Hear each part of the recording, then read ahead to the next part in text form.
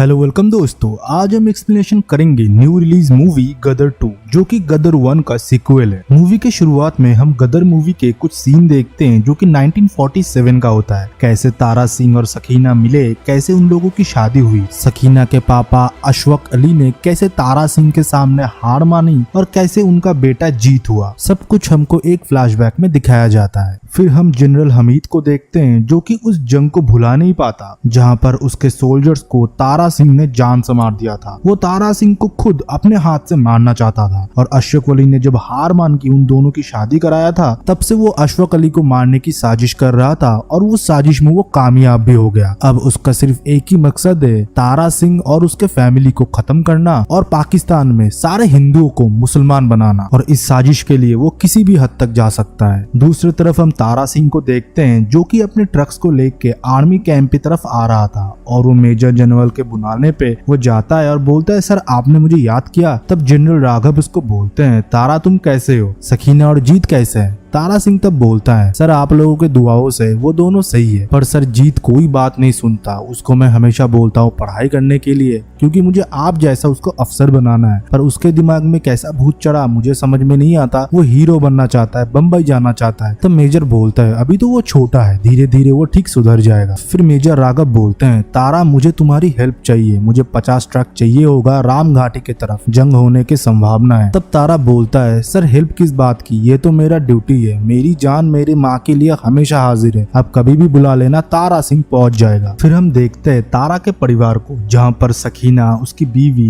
जीत, उसका बेटा, वो तीनों अच्छे से रहते हैं। बस तारा चाहता है कि जीत पढ़ के अफसर बन जाए, पर जीत का मन कहाँ पढ़ाई पे बैठता है, वो तो हमेशा नाटक, ड्रामा और उसके साथ साथ बंक मार के सिनेमा भी देखते जाता है। इस बात पे तारा बहुत गुस्सा जाता है और वो सकीना पे गुस्सा होकर बोलता है, तुम्हारे वजह से तुम्हारे बेटे का आज ये हाल है, उसको खाना मत देना। खुद ही फिर जीत के लिए खाना लेके जाता है और जीत से वो बहुत ज्यादा प्यार करता है, पर जीत के दिमाग में हीरो बनने का भूत इस तरह सवार था कि वो पढ़ाई लिखाई एकदम छोड़ दिया था, क्लास भी बंक करने लगा था। तारा फिर मजबूर होकर उसको चंडीगढ़ भेजता है पढ़ने के लिए। फिर एक दिन रात को सकीना तारा से बोलती है, तुम्हें पता है जब तुम मुझे हिंदुस्तान लेके आए थे, अम्मी मुझे खत लिखा करती थी कि पापा रात रात भर रोया करती है कि मेरी बच्ची मेरे पास नहीं है। सारे माँ बाप के पास उनके बच्चे उनके लिए सबसे कीमती चीज होता है। फिर हम देखते हैं रामघाट के सरहद पर हिंदुस्तान और पाकिस्तान के बीच में जंग चल रहा था और कमांडर बोलता है, सर उनके पास एमिनेशन है और हमारे पास हथियार है, पर वो नीचे है, हमको पहाड़ तक लेके जाना पड़ेगा। तब मेजर बोलता है, तुम थोड़ा रुको, मैं ट्रक भिजवाता हूँ, और वो ट्रक लेके आता है तारा सिंह। और तारा मेजर से बोलता है, साहब अब चिंता मत करो, उनको बस मेरा नाम बता देना कि तारा सिंह आया है, उनके लिए मेरा नाम ही काफी है, मैं पूरा हथियार सर ऊपर तक पहुंचा दूंगा। फिर तारा और उसके आदमी ट्रक लेके पाकिस्तान के गाड़ियों को कुचलते हुए पहाड़ के ऊपर जा रहे थे और उधर जाके खुद भी जंग लड़ रहे थे। तब उसको दूर से पाकिस्तानी जनरल हामिद देख लेता है और उसका मनोकामना पूरा हो जाता है तारा को मारने का, और वो आर्मी को बोल के तारा की तरफ बमबारी कराता है।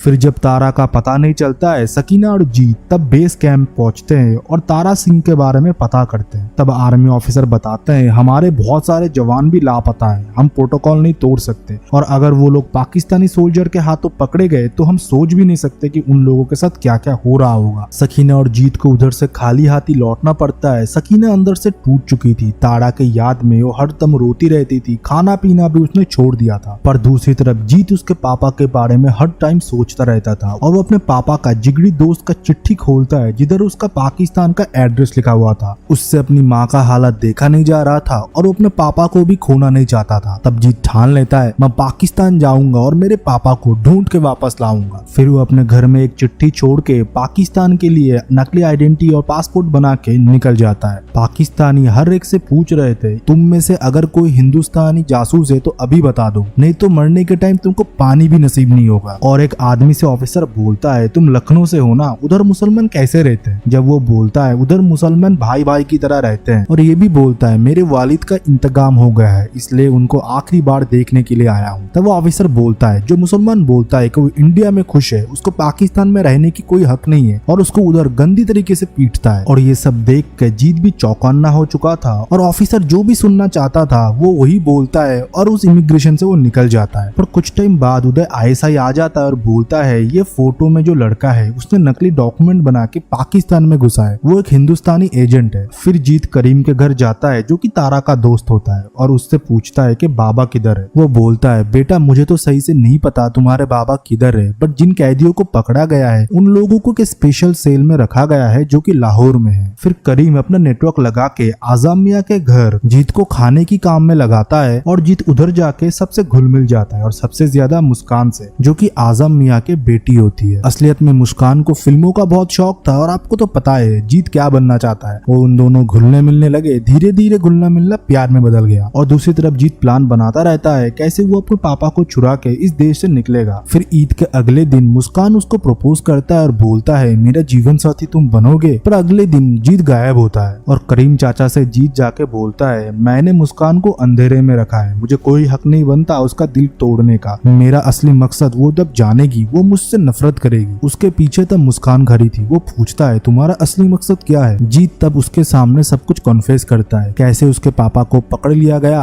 और फिर वो उनको ढूंढने के लिए इधर आए हैं और उनको लेके इधर से चला जाएगा, वो कोई जासूस नहीं है। तब मुस्कान भी उसका साथ देता है। फिर ईद के खाना पहुंचाने के लिए मुस्कान और जीत लाहौर जेल गए थे और तब जीत का मुलाकात हामिद से होता है जो कि बहुत ही बेरहम होता है और वो हर एक कैदी को जानवरों की तरह पीट रहा था और उन्हें देख के जीत बहुत रो रहा था। फिर उस दिन रात को मुस्कान के घर आईएसआई आते हैं और वो जीत को ढूंढने लगते हैं। उनको सब कुछ पता चल गया था और जीत रात के अंधेरे में जेल पहुंचता है अपने पापा को ढूंढने के लिए। तब एक कैदी बोलता है बेटा तारा सिंह को तो उन्होंने पकड़ा ही नहीं, जब उन्होंने बमबारी की थी तारा सिंह नदी में गिर गए थे और उन लोगों ने हम लोगों को पकड़ लिया। और दूसरी तरफ तारा घर पहुंचता और सकीना को सारी बात बताता है कैसे वो नदी से गिर गया, वो कोमा में चला गया था, वो चाह के भी ना घर पहुंच सकता था ना किसी से खबर भिजवा सकता था। और जब उसको पता चलता है कि उसको बचाने के लिए जीत पाकिस्तान गया है, वो गुस्सा और इमोशनल दोनों एक साथ होते हैं और सकीना से वादा करता है मैं जीत को वापस ले आऊंगा, तू चिंता मत कर। फिर तारा पाकिस्तान के लिए रवाना होता है और रास्ते में उनको अपनी फैमिली के हर एक मेमोरी याद आता है। फिर तारा पाकिस्तान पहुंचता है, उधर हिंदुओं को मुसलमान बनाया जा रहा और हिंदुस्तान मुर्दाबाद के नारे लगाया जा रहा था। उस माहौल को देख के वो चुपचाप उधर से निकल के करीम के घर पहुंचता है, पर करीम उधर नहीं था। पर रास्ते से उसको इकबाल उठा लेता है। इकबाल तारा का दोस्त होता है और वो करीम से उसका मुलाकात कराता है। फिर उसको जीत के बारे में पता लगता है कि जीत को पकड़ लिया है। दूसरी तरफ हामिद जीत को बहुत पीटता है और जीत तब बताता है अगर मेरे पापा को एक बार पता लग गया ना